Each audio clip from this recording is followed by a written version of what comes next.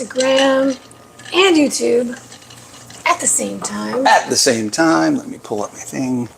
Almost on time. Almost. Only 5 minutes late today, guys. We're Go getting us, better. go us. Imagine what people will do if we're actually on time. They won't know what to do. They'll miss the first 5 to 10 minutes. Mm-hmm. All right, everybody's used to showing up late. All right, let me pull this up here so I can make sure I'm seeing anybody's stuff. If I can find my own channel. Where's my Good morning, channel? everyone. Reprogramming your body. Good morning. All right. Becky's on. I might be sitting with my feet in the kiddie pool with my keto brains and hubby mowing the lawn right now. Is that Juliana? Yep. She's got a bunch of stuff she's supposed to. Her and Amanda. Good morning, Amanda. Good morning, Juliana. They're just waiting for us. Deb's on. Good morning, Deb. All right.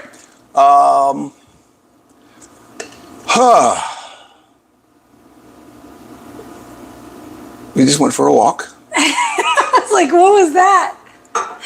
Big old sigh. I'm thinking about how to start because we like to start. We haven't really started recently with what's going on because we kind of started that whole process. But don't forget, we are partnering with Keto Brains for these episodes. So engage. If you engage, ask questions, make comments, and you're here at the end of the live, then we will draw your name out of a theoretical, hypothetical, virtual, imaginary hat, and you may win a bag of Keto Brains.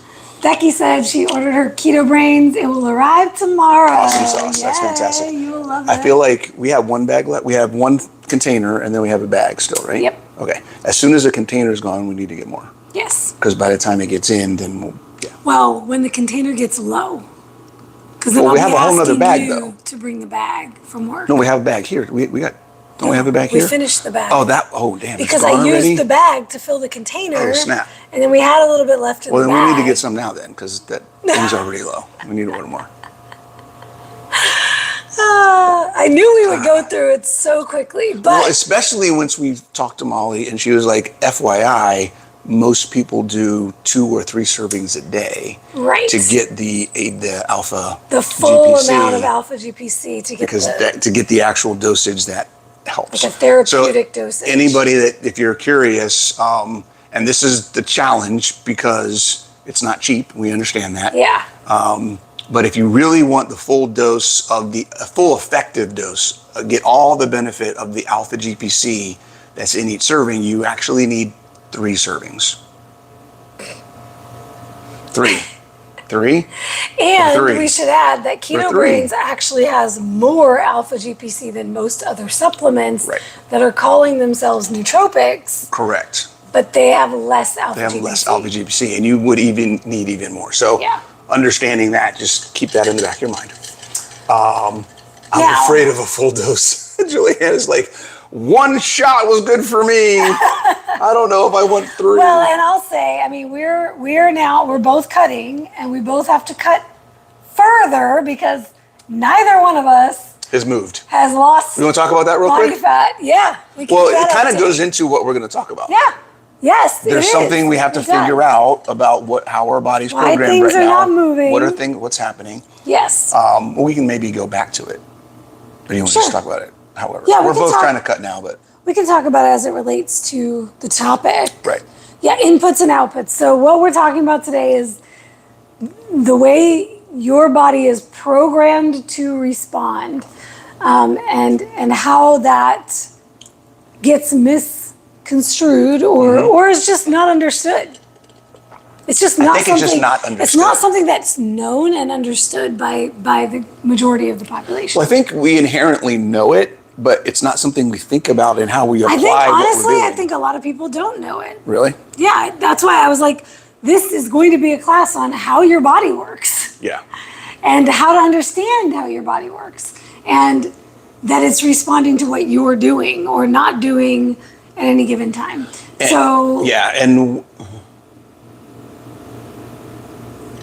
Ooh, that's a good question. Remember that one. I didn't read it, but you can scroll back up. We've got a couple good Amanda, ones. if we don't get to that after we do this, because we don't lose our train of thought, just remind us of your questions. Yes. So, yes, the idea and the way that you said that is perfect. The way that your body responds. So there's a couple of things. One thing you all need to know about me, and that is I'm something of a word Nazi. He's a word nerd. Very, very focused on making sure that we're using words properly, because I really think part of the problem in health and fitness and nutrition today is that people are using words incorrectly, and it's leading people down wrong paths, right? Not understanding the actual definition of things. My biggest one is calories. I had a conversation with a guy on YouTube today who said calories are just this, and he literally defined ATP. Right. And it's like, no, that's not calorie. Like, we don't understand the things that we're saying, and that is causing problems. And it's right. So his concern, because, and we should give examples, like ultimately what happens in the space, and I understand why it happens, and I do it, because this is where this came from. Right. I use a term that I did not mean literally, but it like triggered something in him, and this is where the body has to figure something and out. this is where the topic came up. Yeah. And so we did a lot of discussion behind the scenes about, well, okay, how is this going to help people, and how is this going to be beneficial to people? So how do we now massage something that triggered you into a topic that will help people understand things better, right? So, okay. And it comes down to the dumbing down or simplification of scientific concepts into a form that people will receive better. Correct. And there's nothing wrong with that, right? We personalize things, we simplify things so that we can understand the concepts. We have to balance that, though, with at some point getting to where we understand the actual impact, the actual thing that's happening. And I'm not saying, and don't get me wrong, because we always talk about concepts and principles over, mechanisms and protocols all the time. But I'm not saying everybody has to become a scientist. It's not what I'm talking about. And we don't all have to speak scientifically. Right. There's just a underlying concept, and this is a concept that I'm hoping will open up some of your eyes into how things are working and how you're approaching the process. Yeah. That's really all we're talking about. Well, and ultimately, what happens, and this is his concern. What happens is we may say these things so that you can better understand or have some sort of understanding. Connect things to whatever. But then what happens a lot of the time is that there is a misunderstanding based on the terminology, because it's not accurate in terms of the scientific. So then you take it and run with it in the wrong direction. And that's what he's trying to help keep from happening. And so it's one of the many things we do with this chat, with this live stream, is help you understand things better. The way that they actually work, so that you're not misled by the simplification that you're going to receive. And there's a lot of it. And we'll talk about some of the specific instances. Yeah. But the underlying concept of reprogramming your body is really simple. And you said it already. And I'm going to say a couple of things. Let me pull my notes up here real quick, because there's a couple of things that I'm going to make as statements that I'm hoping set the tone. We're just going to set the tone, then we'll get into more detail. Yeah. So to reprogram your body, you have to understand in the first place. Correct. So we're going to approach this. I know not everybody is an IT geek like me, and she's excited because she's like, you're going to geek out on this whole thing. Ah! You guys are going to get to see a side of him I see all the time. But we're going to approach this kind of from the computer analogy. Okay, understanding that a computer as a device, as a functional system, only operates on input, its programming, and then output. That's it. Your computer, guys, think about it. This is going to blow somebody away. Your computer cannot think for itself. Just like your body cannot think for itself. Your brain controls you. You have cognitive awareness. You have a psyche. You have the ability to perceive and make choices. That's you as a person. But the systems of your body, when we're talking about metabolic function, your metabolism is all of the systems and processes that keep you alive every day. Your body, that none of those individual things have its ability to think.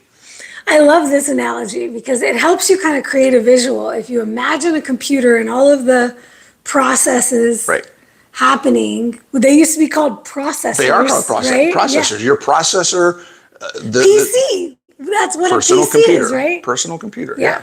Processing of your computer only operates based on the program that somebody writes in code, HTML, Java, Python, whatever it may be, the language of the code that your computer understands, and then it performs the operations it has been told to perform in response to the things that you put in it.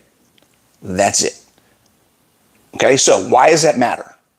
And how does that Why does that matter? And how do you reprogram that? How does it apply to the human body? Here's an example. Here's one of the absolute biggest things that triggers me. We're talking about all the things that trigger Coach Bronson today. And that is the discussion of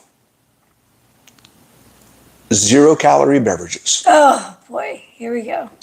Okay? 0-calorie beverages absolutely have no calories. They have no impact on energy. And the reason they don't have calories is because they don't have macros. Right. Okay? Now, the problem with that is your body is programmed to respond to every input that you give it. Okay? So if I'm drinking something that has any form of mass to it, I'm not drinking air. Okay? I'm drinking a liquid that has 10, 15, 20, 30 different chemicals in it, regardless of caloric intake. We're not even going to talk about how pointless that conversation is. Regardless of the 0 calories or not, your body has to respond, react, and adapt to the chemicals that you are putting in your body. There is no way around it. Your body doesn't have the ability to say, oh, there's no calories, I'm just going to ignore this. It still has an impact. It has an impact. And that's where I think the biggest gap that we have is understanding that everything we do, physically, emotionally, and nutritionally, has an impact that your body is programmed to respond to. Okay, so your body is programmed. It can't think for itself. Anything you do, it has a predetermined DNA-based response to your inputs. Your body is not going to choose to ignore something because it can't choose. Right. This is why we say your body doesn't know you're on vacation. Yes. Right? Yes. Your body just knows that for whatever reason, I'm getting a lot more alcohol than I usually get, and I have to respond. Okay? Here's another piece of this that I really, to me, saying this the other day to myself as I was writing it down was like, wow, that's a concept. Guys, your body doesn't care what you do to it because it doesn't know. It doesn't understand what you're doing. All it knows is this is what I got. This is what I have to do to respond to it. So whatever choices you're making about the inputs that you put into your life, your body doesn't give a crap. Think about there is no preference. It's going to just deal with it as it deals it. Think about it like a math equation, right? You give it this equals that. Yep, that's all it is. That's all it is. There's no thought process. Like your body's not deciding what to do with what you're giving it. Yeah, so when we say things like, my body has to figure it out, what was the other one? It was the figure it out that triggered you the other day. My body prefers this. Oh, that's a big one, yeah. Your body doesn't prefer squat. The preferred fuel source of the body. Or my body prefers when I have more carbs. Or my body prefers when I have more fat or leaner meat or whatever preference they're putting the things they like onto how their body, what their body prefers. Yes. Right? Yep. All of those things, guys. Your body physically, your metabolism, the systems in your body don't give a crap. There's only one thing that your body is programmed to do, and that is keep you alive. Okay? Your body does not have a preference. It will respond to whatever you give it. Now, the response, and this is where we get into needing to reprogram. This is the key right here. This is where we get into the programming. Many of you, all of us, every single person on this planet has programmed their body based on their input over time. They have given their body inputs that can be helpful and support the natural program, or they have altered their response so consistently based on their input that the functioning of this computer has deteriorated. The program's not working as optimally as it could. So you have to go back and change your inputs and readjust those responses. And here's what I'm talking about. The biggest thing, and this is, I'm seeing this a lot now, especially in the exercise science side. Your body will prioritize its function of major systems at the expense of other systems based on what you do to it. Blood sugar is a great example. Your body doesn't give a crap if you gain 20 pounds of body fat. All your body knows is I'm getting more carbs in my system than I need for healthy blood sugar, for brain health. I need to drop my blood sugar. Or I'm not getting enough. I need to raise it up, right? I need to stimulate glucagon, or I need to stimulate insulin and drop glucagon. I need to stimulate glucagon and drop insulin. Whatever it may be, the reaction, the response to your chronic intake of carbs is setting other things, body fat, hormones, immune system, overall inflammation in the body, all of the different symptoms of I am managing this critical system based on my programming to keep you alive. So your brain doesn't die, you don't die, and everything keeps going at the expense of other things. That's what we call dysfunction. The input is prioritizing survival at the expense of optimal. And let's talk about homeostasis. Yes. So the main goal, like you said, the goal it does of the that body through managing is to homeostasis. keep you alive, right? And how to keep you alive is to keep the status quo. When things get disrupted by the inputs, different inputs, and this is not just diet, by the way. Non-optimal. This is how you're moving your body or the lack thereof. There's Every a million input, different inputs. every right? input. There's the cleaners you're using in your house, the lotions you're putting on your body, ladies, the shampoos, all of the stuff, right? So anything that could be getting into your environment around you and into the body. Mental stress, emotional stress, all of these are all inputs. So you change something with your input and your body has to respond to that change. So your body is constantly seeking to maintain homeostasis. In order to survive. So it must do something to keep things the same when you are changing things. Let's talk about how that relates to our cut, for example. Yeah, so right? One of the things when we talk about reprogramming, if we're using this computer analogy as a programmer, you are the programmer of your PC. Your body's your computer, right? Your inputs are the language that you're coding in. You have to understand the input. You have to understand the language. And part of that is understanding the feedback, right? So that's where that's where the whole concept of awareness and tracking and understanding what's happening.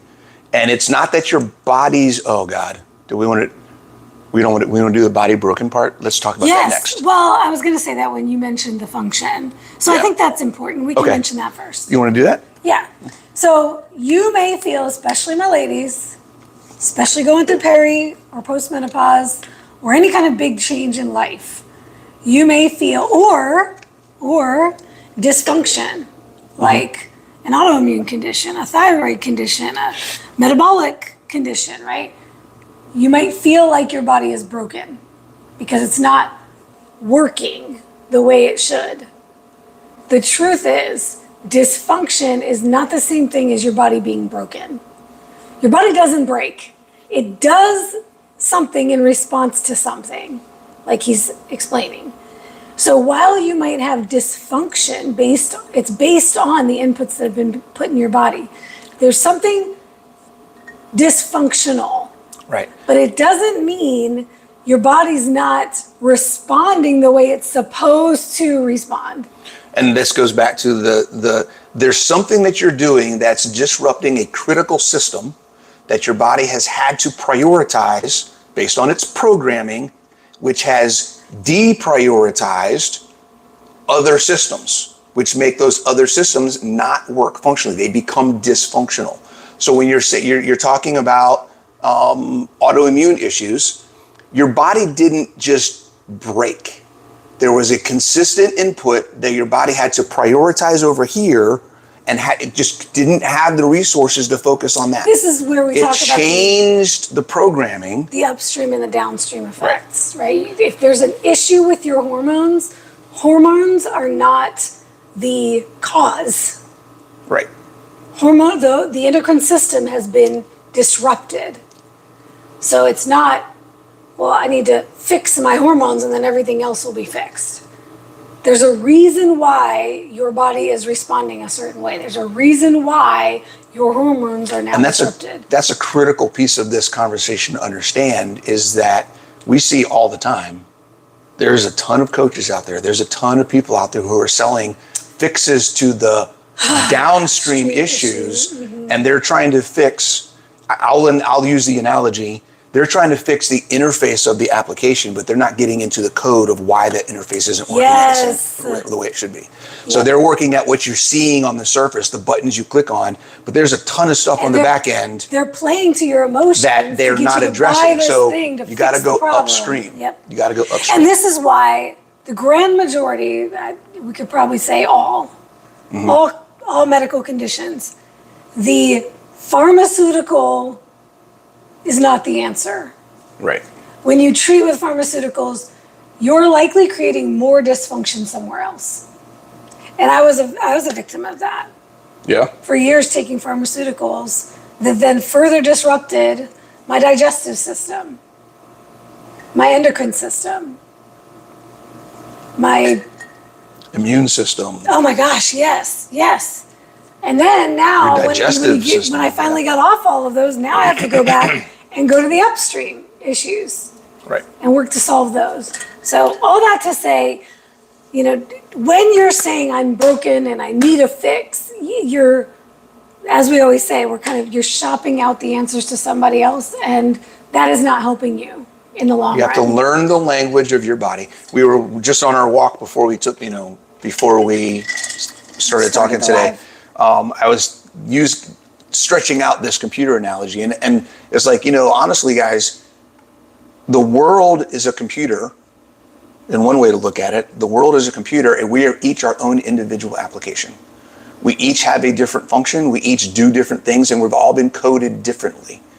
And we are the programmer of that application that is ourselves.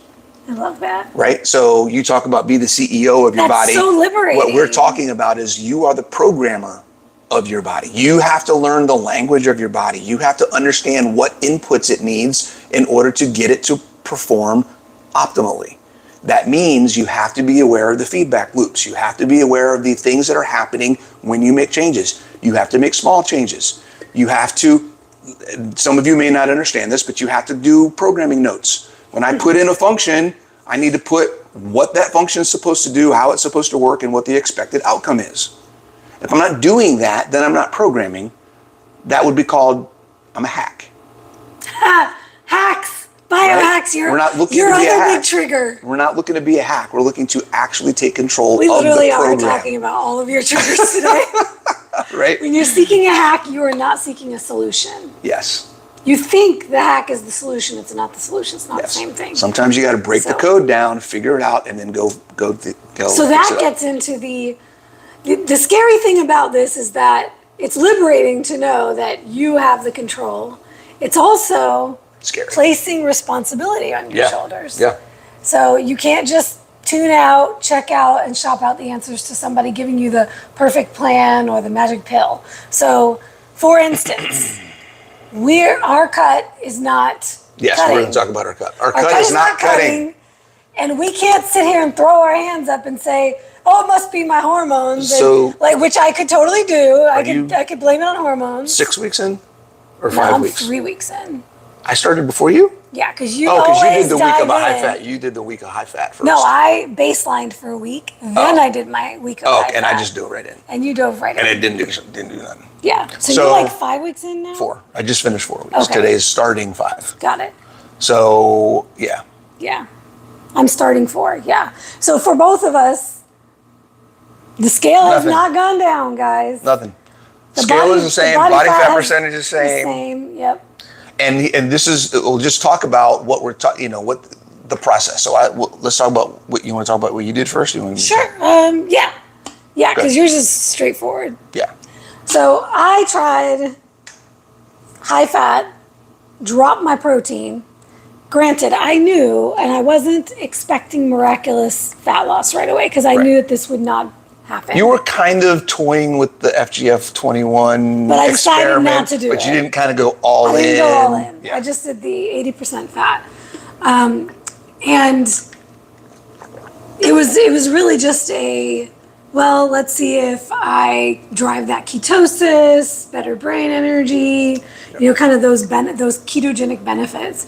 But I wasn't doing a big deficit. It was maybe 100 calorie deficit by calories. But my protein was low and my fat was high. And honestly, I didn't see amazing ketogenic benefits either. I didn't get this incredible brain energy and clarity and mood improvements and all of that either. It's just kind of been status quo. And at first I wasn't super hungry, but then the hunger kicked up big time, which happened the same thing when I tried this last year when I dropped the protein. So I did a week of that, and then I started bringing the protein up and bringing the fat down so I started at 80% fat, and then this past week it was 70% fat.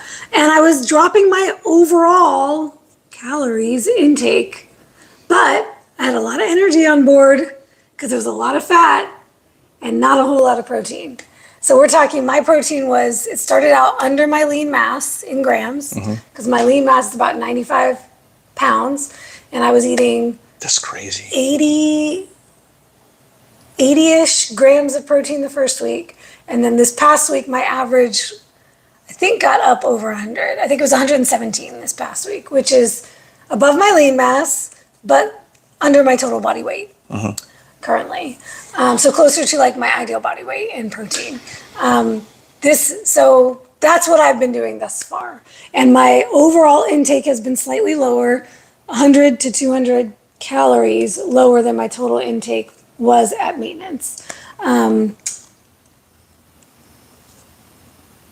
not going to talk about the mechanisms that I think is happening with my body right now. We don't need to get into that right now. But that's part of the conversation of understanding how things are working, what's going on, tracking, and being able to make the analyzing. changes. Yes. Right. So for you.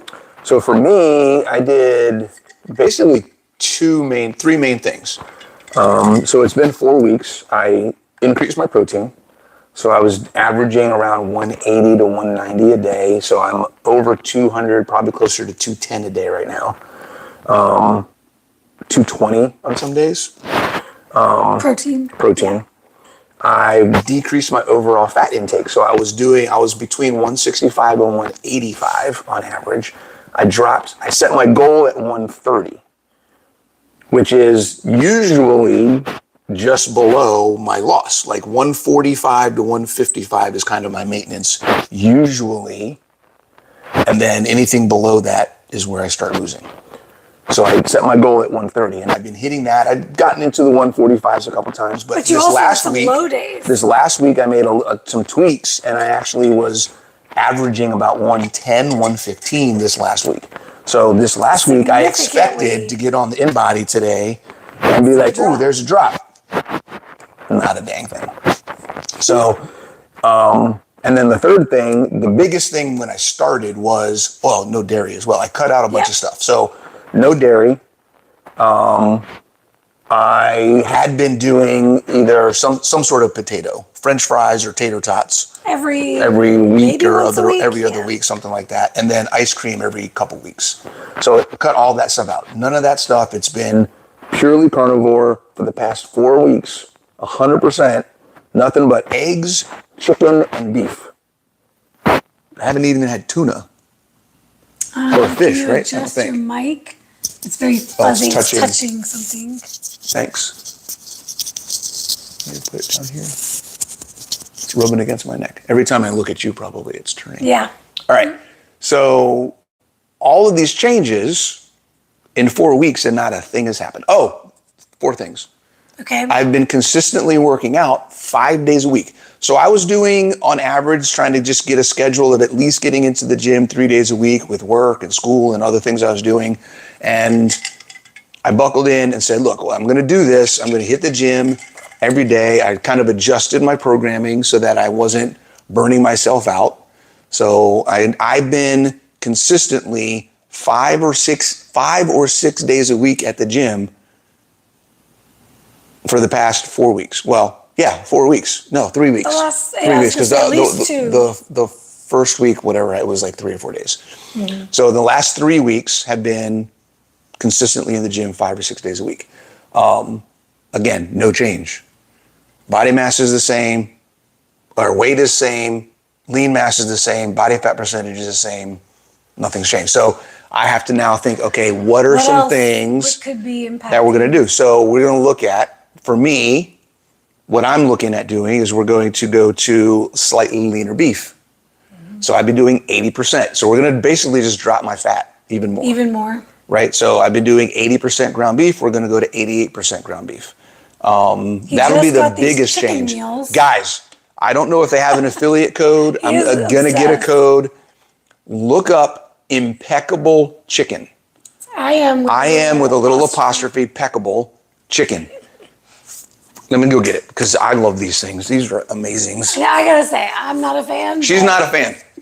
It's sous vide chicken. For the super simple folks out there who like super simple, and I like simple food, but not chicken breast. So he likes it because it's not dry. It's not dry. It's tender. It's moist, and it tastes really good. Impeccable. Show it on Instagram too. Impeccable chicken, guys. I'm telling you, I saw them on Instagram or TikTok or something. I was like, let me give it a shot, see what happens, right? They're pre-cooked. I have them in the freezer now. Thaw them out, put them in the microwave for 20 seconds, 30 seconds, and then just eat it right out of the bag, right? 27 grams of protein. I'm doing 2 of these, like almost no fat. What's the fat in here? 1 gram of fat. 2 grams of fat. For 27 grams of protein. 0 carb. Right? 0 extra ingredients. It's just chicken. It's just chicken, salt, and pepper. Salt and pepper. Freaking amazing. And it's so tender. Right? So I'm doing 2 of these for lunch every day from now on. Right? This by itself drops my fat a good 20, 30 grams per day. Right? So that's part of the plan as well. So I'm going to look at trying to maintain my protein and just overall dropping my fat. And for me, I am cutting my fat. And see what happens. Increasing my protein even more. Mm-hmm. Up to my body weight, a little bit more than my body weight. And it'll pretty much be this next week, it's going to be 1-to-1 because my fat has been very high. So it's funny. My fat was where yours was. It was like 165 to 175 the first week. This past week, I think it was between 140, 150. So next week, I'm aiming for about 125 grams of each. And then for me, the other big thing that I think that's clear to me from tracking is that my step count was lower this past week and my cardio, my actual planned cardio, because I haven't put in a structured cardio plan into my program yet. So this week I'm implementing a daily 20-minute walk, nothing crazy, but consistent daily 20-minute walks, plus whatever I do for my warm-ups, which is usually 5 to 10 minutes on the treadmill before I get into my workout, my training, along with adjusting these macros. And I expect that will make a big difference for me. All right, so there's a couple things when we talk about this that we want to give examples. Yes. Okay, so we talked about we talked about calories versus impact, right? Understanding that calories are not the same as the impact on your body. Okay, another one. They are not nutrition. Oh, Calories are not macros nutrition. are not nutrition. Well, to an extent, macros are. Macros are a part of it, like protein, the amino acids, but and the fat, like correct. they are part of nutrition, but calories are not. Right. Pure energy from food is not the same thing as nutrition. Nutrients.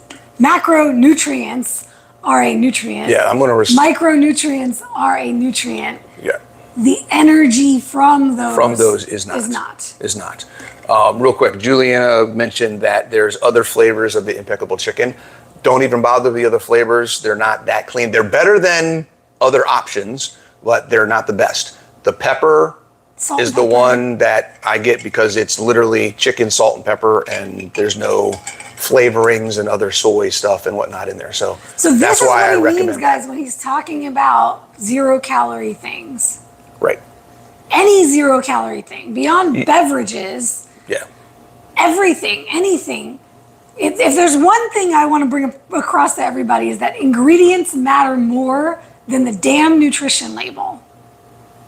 If you're looking at the numbers on the nutrition label, especially in the low carb space, all you care about is how many carbs are in something. And you need to look at the ingredients. It matters so much more for your health. And that's what I mean when I say macros aren't nutrition.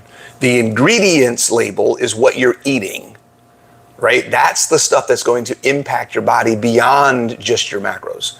If it has a bunch of stuff in there you can't pronounce, you cannot say, and this is what drives me absolutely crazy about the whole FDA and what's FDA approved. If it's not food, it is not healthy. Woo! I love that. There's no, what is the argument? Right. If it's not food, it's not good for your body. I don't understand how people want to argue. It just makes absolutely no sense to me. Never designed to do anything beneficial for the body. No. Anything that is man-made, specifically, anything that is man-made in order to extend shelf life, reduce the cost of production, or make something more appealing so people buy it, cannot be food. Cannot be nutrition. Cannot have a positive effect on your body. I hope that's not a revelation to anybody. like what? Like, come on, guys. So, okay. Okay. Another area where we see this misunderstanding is the discussion that I have. I love how I say discussion with Arguments. a lot of people. Often is the preference over priority discussion. Your body doesn't have a preference for anything. Okay, let's break down. We're going to word Nazi a little bit. Let's break down what a preference is. Another word for preference is a choice. Can your body choose what it wants to do? No, it can't.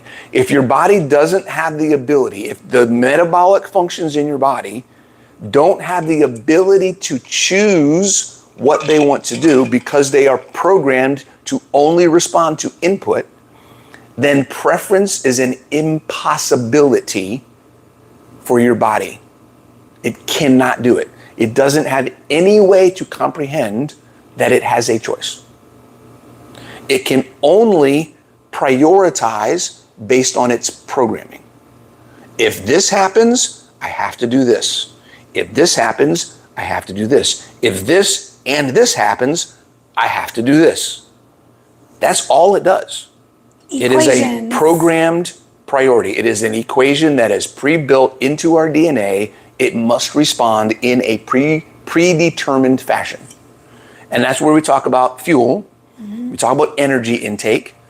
Why we say, look, if it was about preference and we look at oxidative priority and the fact that alcohol is prioritized and utilized and processed before anything else. If I ate alcohol, carbs, protein, and fat at the same time, alcohol would be the first thing my body would work on to get rid of. If that was preference, then I would be able to be healthy just drinking alcohol if my body preferred it. This is my favorite discussion when it comes to the fitness industry, right, saying that the carbs are the preferred fuel for the body because they are oxidized before fats. Right. And that's simply not true. That's not Alcohol is prioritized above carbs. All of so them. Does that mean the body prefers alcohol more than it does any other macronutrient for its energy source? No. It's ridiculous. And nobody would go around saying that. Right. Now, we understand the idea of preference being used in that context because, again, it's an oversimplification of the process.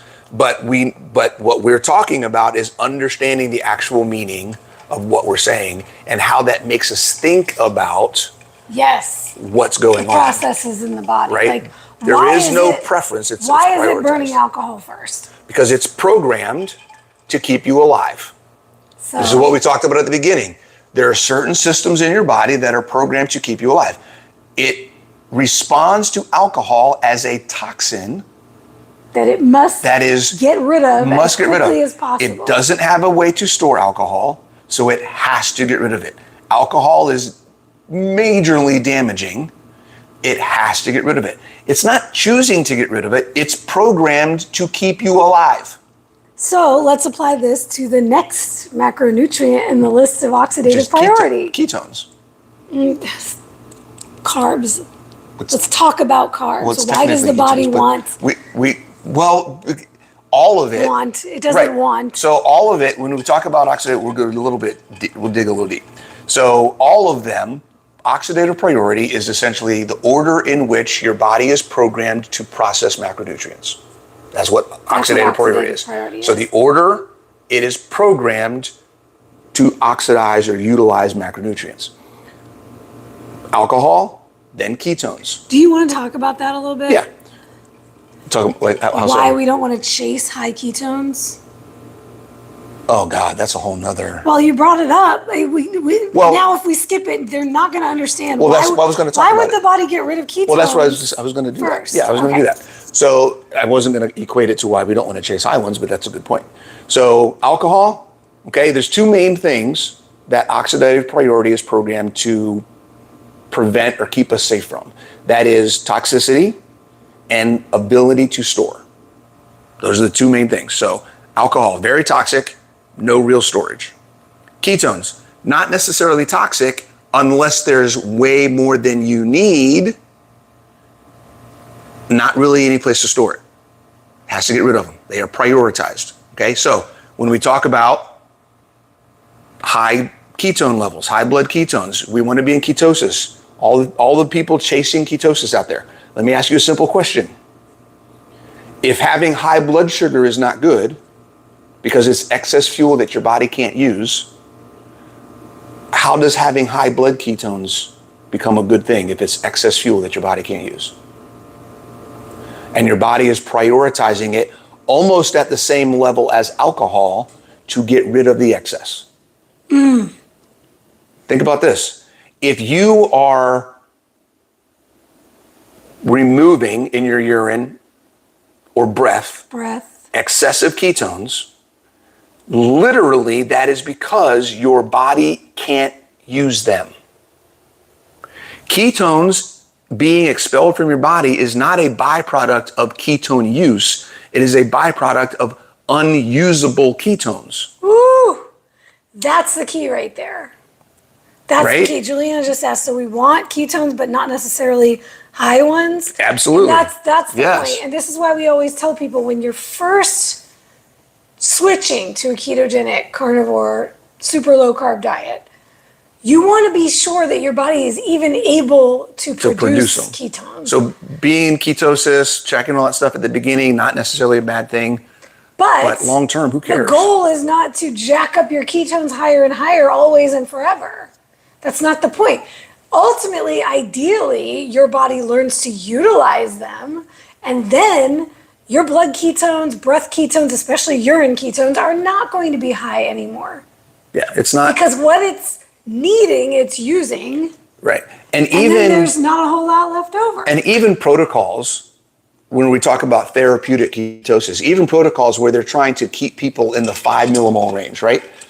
Technically, this might blow some people's minds, technically that is higher than needed for therapeutic purposes. Because if I can read that I'm at that high, particularly off of urine strips, which is what most people do in medicine, it's usually urine. Really? In medicine? Yeah. My understanding, I could be wrong. Most of what I understand in medicine is urine. Wow. I haven't heard of much medicine or even scientific research that uses blood. Most of the recent papers I've read, shocking to they use me. urinalysis because it's strips. it's what's being expelled. Right. It's not even. Well, because it's the easiest way. It's the easiest and least cheapest. expensive. Yeah, it's the least cheapest. expensive way to test. Yeah. Wow. So it's unfortunate. So especially when they're testing based on excretion, it's just excess. What's the point? Right. Right. So I'm at a 5 millimoles. You don't want to be making so many ketones that you're just expelling them constantly. Right. That defeats the whole idea of minimum effective dose. Yeah. Why am I shooting for a 5 millimole when 0.7 could do what I need it to do? Yep. Right. So that's with the ketones. So alcohol, ketones, then we have carbs. Well, and let's just quickly, before we get into the carbs, your liver has to do a lot of work when you are trying to get rid of alcohol and ketones. So you also have to think about it like that. Like, what is the stress you're putting your body under with these things? And your pancreas. Yeah. I mean, it's more than just the liver, but I'm just mentioning the liver because it's involved in the process with ketones and with alcohol in particular, especially. Processing and filtering and removing these things from your system, right? Yeah. So 2 things there. Then we have carbs. Okay, again, carbs. Of all of the macronutrients that your body can store, carbs has the least amount of storage. Somewhere between 400 and 500 grams total in your body. Total in your body. Blood, muscle glycogen, brain. Total in your body, 500 grams. Okay? That's not a lot. And when we're told to eat 500 grams of carbs a day, that would potentially, let's just say, which isn't going to happen. You're not depleting your body of all of your carbs every day. So you're always in and adding. Yes, but you always need to add that much. Yeah. And this is why you might wonder, why are these bodybuilders able to eat so many carbs and they're not type 2 diabetic? They are. No, they're not. God. She hates me sometimes. I mean, they're not. No. Well, there's a lot of athletes, different conversation. There's a lot of athletes that are in diabetic ranges for things based on their carb intake. Different conversation. And there are a lot that are not, but why not? Yeah. Because they have put muscle on so much muscle that they have more storage than you do. Right. The average bodybuilder, I don't even know if there's a study how much more storage of glycogen and glucose they have. Well, even let's take you and me, for example. Well, yeah, I'm 170. What's your skeletal muscle mass? I'm 170 pounds right. of lean mass. Skeletal muscle is like 100 pounds. So 100 pounds of skeletal muscle, mine is 52. Yeah. So I literally have half the skeletal muscle as he does. Right. So my storage capacity for glycogen is much higher. Way higher than yours. And I'm not a bodybuilder. So a bodybuilder at my height, 6'5", I'm 6 feet tall. So someone who weighs 220 pounds, who's at 10% body fat, is going to have probably the same difference, right? Another 50 pounds of muscle than I'm going to have, right? And So they're even more. Yeah. So let's say I'm the average person at 500 grams of glycogen storage, and then a bodybuilder maybe has 700 or 800, right? Their sink, how much they can store, is a lot more. And I always like to say there's the how much a person can handle. So what you're thinking, what a lot of people, especially in the fitness space, say is that you need this many carbs. And it's not that you need it, but you can handle it better than the next person because you have more storage capacity. Right. And simply because of their activity level. And that's it. They're working it. They're doing a lot You have a more sedentary work. individual that doesn't have a lot of muscle mass. Well, they don't have storage and they're not using that energy. And if they are doing traditional, they're eating low fat, so they're using more than if they were fat adapted and using more fat, right? Yes. So it all kind of comes out in the wash. So understand alcohol, ketones, carbs, right? Not a lot of storage for carbs. We also know that they are more inflammatory. So they are not necessarily toxic, but they are more damaging than other things, i.e. fat and protein, okay? So the body's like, hey, I really don't. If we're going to talk about the concept of preferred, your programming is biased. Here's see if I can describe it this way. Your programming is biased to prefer beneficial macronutrients. How about that? If we want to talk about it that way. So you could actually say there's an inverse relationship to oxidative priority and preference. There we go. If you want to put preference into the conversation, then absolutely. Then it's going to... The lower priority is actually the higher preference. Yeah, because otherwise it would be getting it the hell out. Right. Yeah. So if you want to think about it that way... Lower oxidative priority means what is staying in the body the longest. Think about that. It's got more... Let's just jump. We're going to jump from protein. Protein's a super easy one. Everything that your body does needs protein. Right? It is the metabolic regulator. Yes. It'll be utilized as fuel last and only as a last resort. Right? But it is prioritized for function. It is the source of metabolic function. So it is the bottom of the oxidative priority. And then we have fat. At the bottom of the list, the last thing on the list. Protein's above fat in oxidative priority? Yep. Really? Yep. This is where you got to show me, because I was taught the other way around. No, it's not. In fact, in my version of oxidative priority, it's protein, fat, protein. So does that mean that you have to fear protein because it's going to be burned before fat? No, because oxidative priority isn't about burning energy. It's about utilizing macros. And macros are utilized differently based on what they are. So when protein is oxidated... It is used for improving function. It is not used for energy. So, this is a complete misconception of the entire industry then. Correct. Because the way they teach, literally the way they teach... is that it's the way your body burns energy. Yes. Yeah, that oxidative priority is only discussed as it relates to energy. Correct. It's not discussed about anything else. Which is why in my book, when I discuss... No, seriously. In fact, isn't it? Because didn't you just recently redo your NASM or something? You were like, alcohol's not even on the list. Oh, that was my master's. That was your master's. That's right. Yeah, alcohol wasn't even on the list. They didn't even put alcohol on the list. Yeah.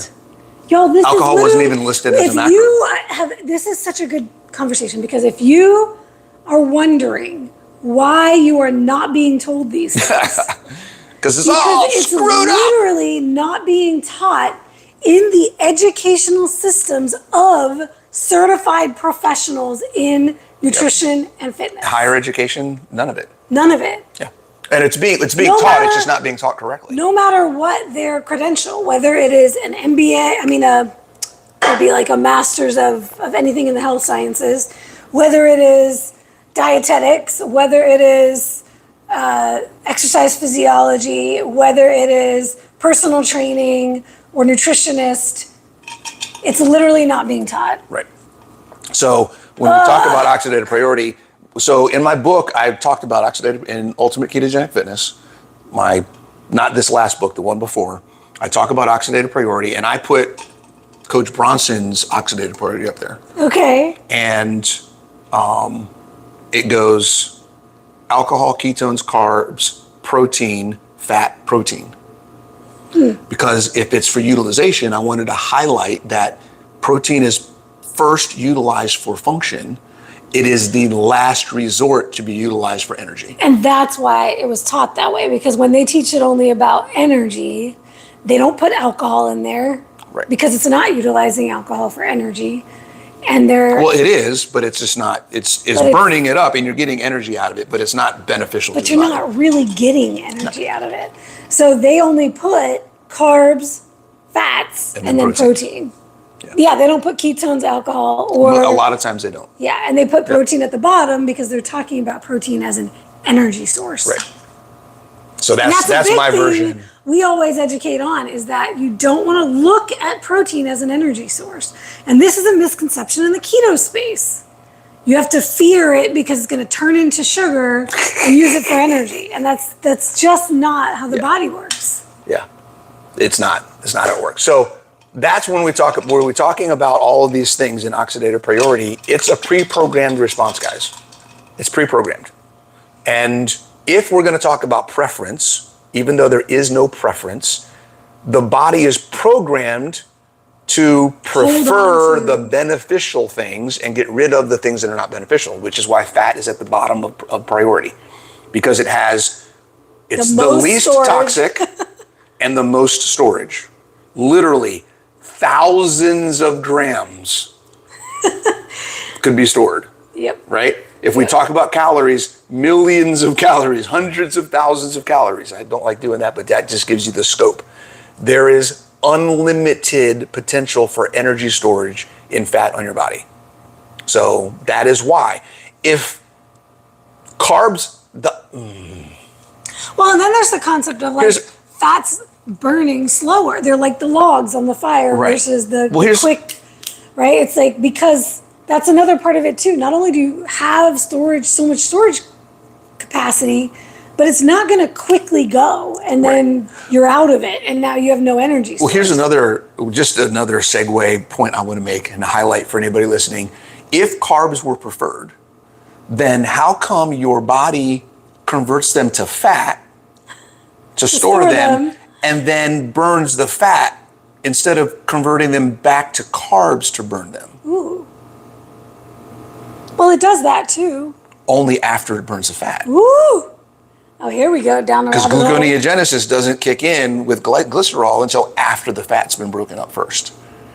So when I break fat down off my body, I have to burn that fat. Then I break those triglycerides. Then I can get glycerol to make glucose from. But I got to break down the fat and burn the fat first.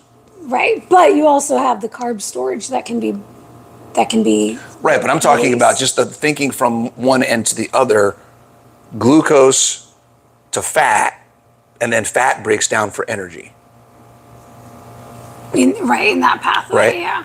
So it's just, otherwise there would be a direct relation. Oh, I need more carbs. I'm going to turn all of this fat back into carbs. It doesn't do that. That's a good point, yeah.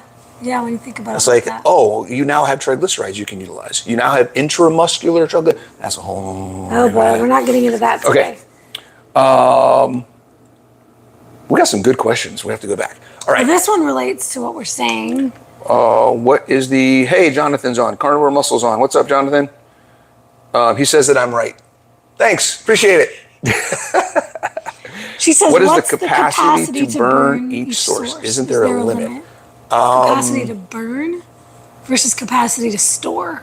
There's a limit in storage. So I don't know what capacity to burn is. There is the prioritization, and there is the activity-induced priority, which we can get into a whole nother thing, right? So there's metabolic pathways of the things that you're doing and what energies are prioritized. What energy substrates are prioritized to provide energy, right? We could talk about the ATP phosphogene system. We talk about glycolytic system. We talk about fatty acid oxidation. Next week. That's a whole different thing. But your body will prioritize different substrates or macros based on the activity, the intensity, the duration, those types of things are what you're doing. To fuel the activity. Fuel the activity. But in general, also understand that your body's always burning all of them. It's never just one or the other. It's thing. really just a shifting in. Think about it like gears. Sometimes you're in high gear for carbs. Sometimes you're in high gear for fats, and it just kind of shifts back and forth. So. Okay. All right. What other notes did we have? Are you going to say something else before we get to the questions? We got oxidative priority. We got calories versus impact. We talked about that. We talked about pre-programming. We talked about critical functions. Wow, we actually hit everything. Look at that. Your body's not broken. It's just working off of the programming. Yep. Every programmer has to learn the language. All right, let's go into steps of reprogramming. Oh, okay, sure, because you've already Real mentioned quick, we did, but let's talk about, okay, I'll just read them off real quick. Summary. So, as a programmer of your application, you are the programmer for your application. For your PC. You have to learn the language. You have to listen to the feedback, right? So you learn how to put the information in, what's working, what's not working, and the only way we know if it's working is if we're tracking and paying attention and building awareness and seeing how things work and making small little code changes at a time. And the feedback is the outcomes that we can measure. The biofeedback. Performance improvements. Yes. All the things. Signals. Making small changes. Listen to the feedback. So the way I wrote this down, learn the language, listen to the feedback, make small changes, listen to the feedback. And then self-education and support systems. So as a programmer, right? When I started in IT and I wanted to learn how to do certain things in programming languages, I had to learn the language. I had to go and figure out, what does this function do? Try it out. Well, that didn't do what I wanted it to do. What does this thing do? What does this macro? What does this array? What is this object-oriented structure? Like all of the different things, and figure out, when I'm coding something, is it doing what I want it to do? You have to experiment. This is all N+1. That takes time. You're not going to get it right the first time, right? But if you're listening to the feedback and you're taking small changes, then you'll figure it out over time and you will get better. Part of that process of getting better is collaborating and getting information from other programmers.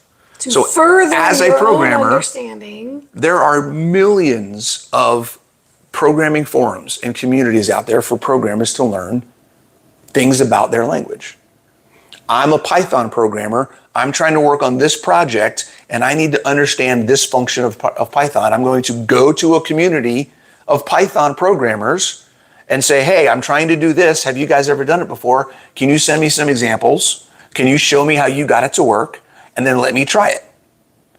That's the context. I didn't think about this last night. As a Python programmer, I'm not going to a Java community and asking them what they're doing for this problem. They don't know. It's not their context.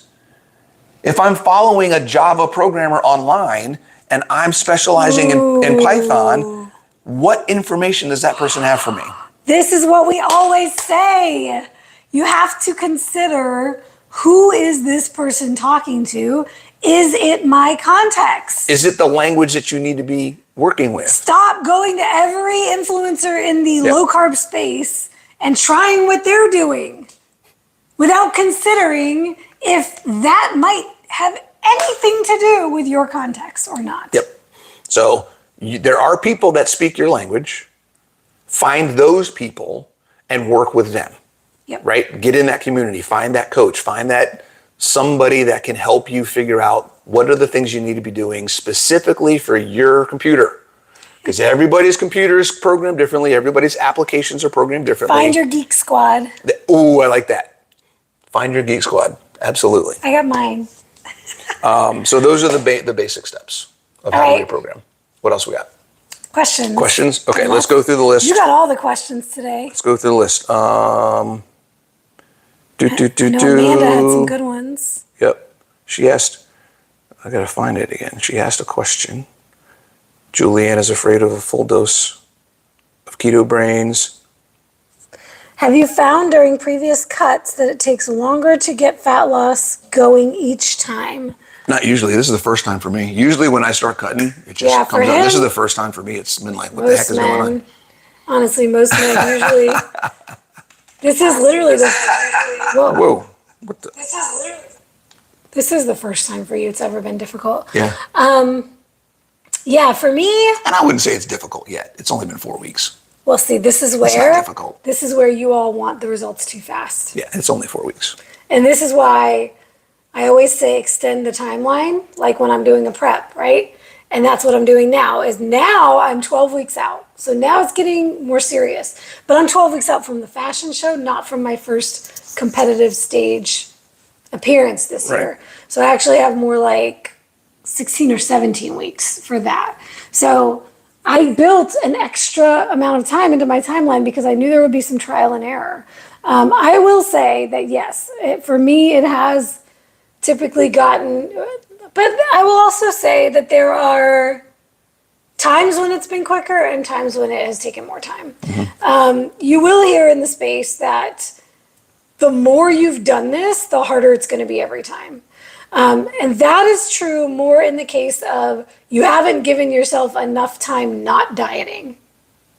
And this is what I always educate my ladies about. If you have been on a diet for 30 years, it's going to be hard to get more fat loss. You need to take a time of not being in a diet. You need to take some time of not chasing fat loss. Give yourself a break, and not 3 months, but most of you ladies out here who've been yo-yo dieting your entire life, you need years to not be dieting because your body is going to have a much harder time letting go because you've been on this hamster wheel. So that has a huge part to do with it, and that's what I've seen in my experience. When I've had longer periods of time of not cutting, and then I cut again, the cut is easier than when I cut once a year or cut every 6 months or so. Then it's a little bit more tricky. Also, I mean, there are some principles involved. Like, I have a sweet spot, and I know that when I hit those sweet spot macros again, it's going to start flying off. I could jump there right away, but I don't want to unnecessarily put my body through extra stress. So I'm still going a little more gradual. But if I spend another couple weeks cutting more gradually and it's not happening, then I'll jump right to those macros that I know tend to work for me. And then we'll see what happens. Yeah. And then likely it'll be smooth sailing. Right. And I just jump right to what I know usually works. And it didn't. And it didn't. So I got to adjust from there. Yeah. And this is another thing, and I was reading, so I didn't catch everything that you said, but it's only been 4 weeks. And I understand that I didn't do a baseline, right? I understand. I just jumped right to what normally works when I want to cut. So essentially, I've had 4 weeks of baselining, is how I'm looking at it. I baselined for a month. That essentially, this has been your right. baseline. So I know where I'm at. I know I've maintained for 4 weeks doing it the way I've been doing it. So I haven't gained. So, and we talked about this yesterday, the things that I cut out were what was causing me to go the wrong direction. So cutting those things out now, I haven't lost, but I've also not gained. Yep. So that is an improvement from the direction I was going. So being aware of that and putting that into context, I baseline for 4 weeks essentially. I like that. So now I can say, okay, what do I need to do to actually start the cut? And that's something that so many of you don't think about. You're stressed out about not seeing the scale go down. But is it going up? For months or years, it was going up. Right. So you never look at maintenance as if it's progress. But in this case, it absolutely is in his case. Right. Because you could have had another 5 pounds you had to cut off. Right. Right? So yeah. Because like if all I had done, think about this, if all I had done was change my macros, I could make ice cream and French fries fit that. Right. And I guarantee I probably would have gained more. Still gained. Why? Because it's not just about the macros, Because it's guys. not just about the macros. Okay. Awesome. We didn't have any more questions. Yes, we did. That was it. No, there are a lot of statements. More. A lot of statements. I just read them all. I saw some in there. Well, we just got one new one right now. What does it mean not dieting? I don't diet, but I don't eat off program foods. No counting anything. Just eat when hungry and basically stay the same. So when I say dieting, I mean cutting for fat loss. It's just a term for reducing your intake to seek a fat loss goal. Right. So not dieting would mean you're eating to maintain or improve and optimize your performance. Right, and it sounds like you're in that maintenance. You're not really tracking. And that's what I did for over a year. Right. Right? I mean, I was just eating what I felt, making mostly carnivore. I probably went from 95% carnivore to 85% carnivore because I was adding more of the French fries and the ice cream. But that was it. And it wasn't like that was every day. It was every so often. But still, it made an impact. It changed my body composition, right? Yeah. So. Yeah, and here's just an example. Like, even if you're not tracking things, the grand majority of women out there dieting are not tracking. They're dieting by eating less. Yeah. Yeah. So they're not tracking it, but your body is receiving the input of less, whether you're tracking it or not. So, okay, I knew Amanda had another question. Is reverse dieting reprogramming? But no, it's just changing input, right? So when I talk about reprogramming, what I'm talking about is, I think we could honestly say it's a little multifunction, a multi-piece, but specifically when we talk about reprogramming your body, what I'm saying is changing the inputs to allow your body to function the way that it is designed to be optimal. To be optimal, yeah. Right? So there's a programming, there's a set of... To optimize basically, function. we have, in programs, we have core function, and then we have exceptions. Here's how we want things to run most of the time, but then if something else happens, here's a function we can add in if this happens. Here's another function. So many of us are operating in all of these exceptions, and we're not running in the core program. Ooh, I like that analogy. So what we're trying to do is we're trying to get all of the inputs back to a point where we can run in the core program. And we're not running in all of the exceptions and all the variations of what we could be doing. Right, we're not having to operate off of a dysfunction. Correct. Right? Yeah. So we want to maintain that balance. So reprogramming is really just getting the inputs. And here's the thing, and here's why I think reprogramming really makes sense, because the inputs that you start with are based on the current programming you have, based on the inputs you had.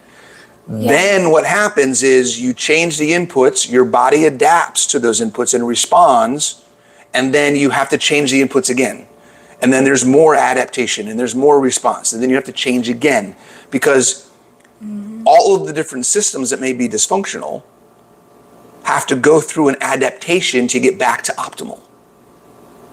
So sometimes we make one change, it affects one system. That system then becomes optimal. Then there may be downstream or ripple effects into other systems that allow them to start operating optimally and efficiently within their designed programming, right? Or optimal programming, because all of it's within design. That was another thing we wanted to talk about. Another example. Okay. Of things are working right. You're not broken. Right. Stop being afraid of insulin. Stop being afraid of cortisol. Woo! Okay? I just totally forgot. We totally talked about that last night. I mean, I mentioned it as earlier, hormones, but we didn't go into they are doing what they are designed to do. The reason they are out of whack, the reason they may be dysfunctional is because of what you are doing. Right. Cortisol is not the enemy. Problem. Yeah. Insulin is not the enemy. They have absolute critical functions in your body that they need to perform on a regular basis. It is a signal. If you're noticing that these things are dysfunctional, it's a signal for you to look closer. Why are they dysfunctional? Yep. What programming am I telling my body to operate under? All right, we've been on for a long time. Yes, we have. Thank you very much. Amanda, shoot us a message so we can get you. Amanda's in the academy. So you don't have to wait to. That depends on your feedback. Yep. I don't wait. I get up in the morning and as soon as I can, I get my coffee. So you don't have to wait to drink your coffee because of cortisol. Do you have a problem with cortisol? Does coffee make it worse? Some people will respond to that, some people don't. Yeah, it's very unique to the individual. In fact, my naturopath wanted me to drink my coffee early because my morning cortisol was low. Yep. It was like, we got to get that up. So that is where some of the thought processes of the right way to do something, or what is the guideline, or what is someone who's not speaking my language saying that I need to do. Well, and this is why I always say, can kind of throw people off. Don't jump to take supplements. Don't just jump to everybody's generalized recommendations for things, because what's right for one person is not necessarily right for the next person. And if you don't understand your body, what's going on with you, you could take all the wrong advice. Yep. And it could send you in the wrong direction. If I listened to all of these menopause specialists out there saying that your cortisol is too high, and I did all the things they recommended to bring my cortisol down, and I have low cortisol in the first place, I'm going in the wrong direction. Right. Bingo. See you guys. Amanda, get in touch with us so we have your address. I should mention, I did a cortisol masterclass because this came up a lot in my community. So check out Keto Bikini Secrets on YouTube, and you can find that masterclass. I talked about why, the nuances with cortisol, and that it's not just that everybody has this high cortisol all the time. Right. Awesome. All right. See you guys. Thanks for joining. See you next week.